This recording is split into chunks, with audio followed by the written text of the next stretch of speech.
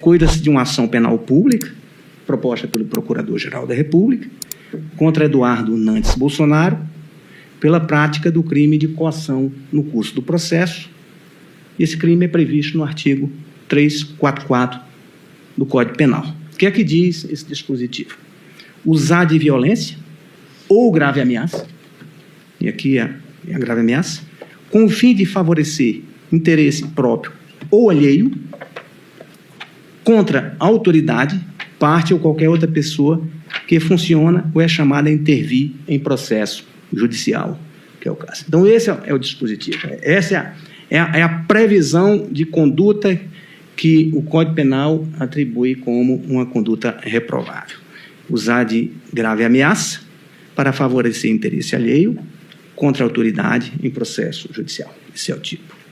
Diz a denúncia da Procuradoria-Geral da República que o processado se empenhou em praticar sucessivas e públicas ameaças contra ministros deste Supremo Tribunal Federal, alardeando a aplicação de sanções estrangeiras pelos Estados Unidos da América, com o objetivo de interferir no andamento da ação penal 2668, em que o genitor do denunciado figurou como réu, e também com o fim de interferir na petição 12.100, em que se trata de uma denúncia penal contra o senhor Paulo Figueiredo.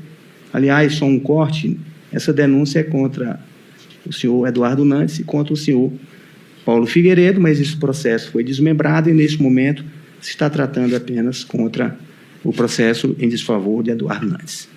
Segue o MPF dizendo que algumas das ameaças que foram veiculadas acabaram sendo concretizadas. Quais sejam?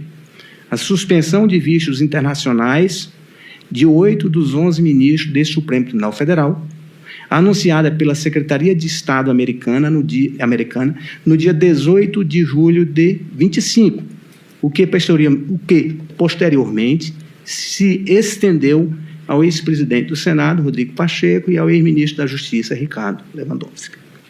Diz ainda a PGR, a título de mais uma medida concretizada em decorrência dessas ameaças: a imposição de sobretaxas pelo governo americano em produtos nacionais no dia 9 de julho de 2025, sob o fundamento de que o pai do processado estaria a sofrer uma ilegítima perseguição ou caças a bruxas pelo Supremo Tribunal Federal na ação penal 2668. Situação que foi veiculada e que houve congratulação por parte do denunciado em suas redes sociais.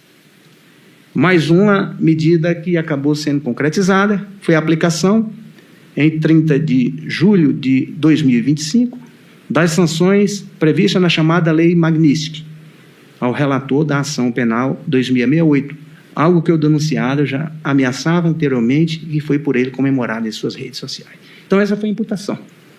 E informa ainda a inicial que o denunciado conclamou para si, por meio de postais em redes sociais, a autoria sob a articulação política que resultou na incidência destas sanções. Então, esse é o fato imputado. Nas alegações finais, o Procurador-Geral da República, ele indicou precisamente, e isso está nos autos, e como disse o relator, está nos autos e é tudo baseado em vídeos, indicou as provas da ocorrência dessas situações. Vamos lá. Primeira dela, vídeo publicado no YouTube pelo Correio Paulo Renato Figueiredo, nos dias 20, 25 e 26 de janeiro de 25, intitulado "Perdeu Alexandre? Assessores de Trump e parlamentares brasileiros se encontrarem em Washington. Abre o olho, Trump manda recado duro para o Brasil." Nessas postais já se anunciava que o processado, que era parlamentar brasileiro, se articularia para pôr a cúpula do governo americano a par da situação brasileira. Também ali foi divulgado que, se o Lula e o relator da ação penal 2668 não começarem a dançar conforme a música, e mesmo que comecem a dançar, as consequências virão.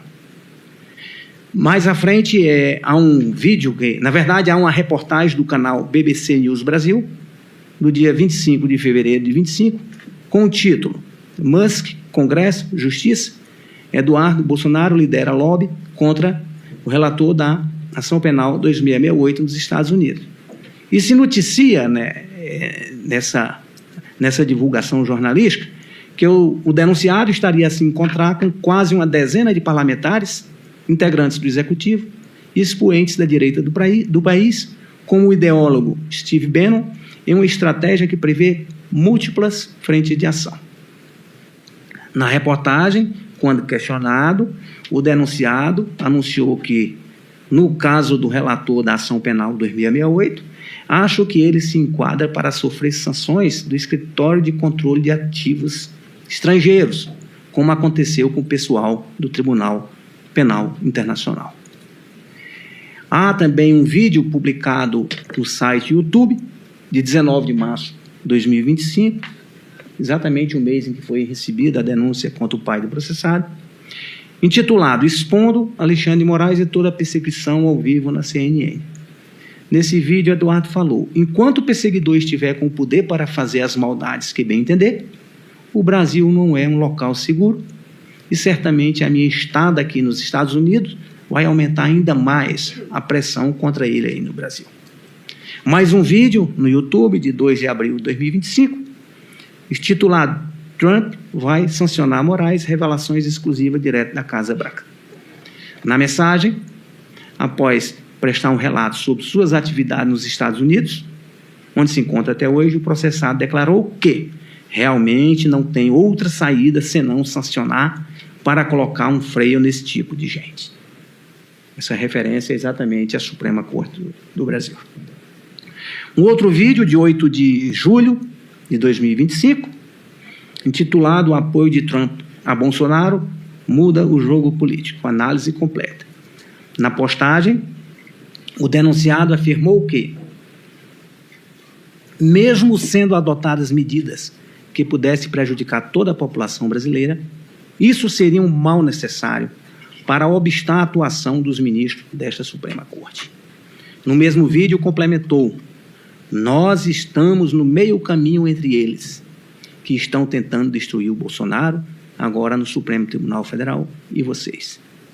E vem mais um vídeo também no YouTube, de 8 de julho de 2025, vê que uma sequência de vídeo em curto espaço de tempo, no qual alega que medidas tomadas pelo governo norte-americano pelo Brasil seriam fruto do trabalho, e esse vídeo na verdade, esse vídeo é do Paulo Figueiredo, que ele disse que essas medidas são, entre aspas, fruto do trabalho que eu e Eduardo Bolsonaro temos feito nos Estados Unidos. Há uma postagem publicada no dia 9 de julho de 25, na rede social X, em que se conclama os brasileiros a agradecer pelas tarifas impostas pelo presidente norte-americano com o seguinte conteúdo: povo brasileiro, vamos fazer o mundo ouvir a nossa voz. Coloque seu agradecimento ao presidente Donald Trump e vamos rumo à lei Magnitsky. Mais à frente, depois dessas postagens, vem a publicação da Secretaria de Estado norte-americana na rede social X, de 18 de julho de 25, em que anunciava a suspensão de vistos de ministro desta Suprema Corte. Depois dessa noticiada suspensão de vistos, vem uma postagem do processado, também na rede social X, de 18 de julho, em que agradecia ao secretário de Estado americano, aduzindo: eu não posso ver meu pai e agora tem autoridade brasileira que não poderá ver seus familiares nos Estados Unidos também. Ou quem sabe até perderão seus vistos. De garantido, só posso falar uma coisa: tem muito mais por vir. Em entrevista à CNN, o denunciado, essa entrevista à CNN também é 18 de julho de 2025, o denunciado conclama que a elite brasileira pressione o relator da AP, Ação Penal 2668, porque uma das possibilidades que pode chegar a vir é o desligamento do Brasil da rede global de comunicações entre instituições financeiras, que é essencial nas transações internacionais. Decisão publicada no dia 30 de julho de 2025 pelo Escritório de Controle de Ativos Estrangeiros do Departamento do Tesouro dos Estados Unidos, em que se determinou a aplicação de sanções da chamada Lei Global Magnitsky de responsabilidade pelos direitos humanos ao eminente relator da Ação Penal 2668, sob o fundamento que estaria a promover uma caça às bruxas. A BBC News, em 13 de agosto de 25, cujo título consta da entrevista. Eduardo Bolsonaro diz que brasileiros entendem que tarifaço de Trump é sacrifício a ser feito. Nossa liberdade vale mais que a economia. Nessa mesma entrevista, o ora processado aduziu que, se depender de mim, a gente vai continuar aqui, dobrando a aposta, até que a pressão seja insustentável e as pessoas que sustentam Moraes larguem a mão dele para que ele se vá sozinho para o abismo. E ainda na mesma entrevista, o processado arrematou: há a extensão da Lei Magnitsky para outras pessoas.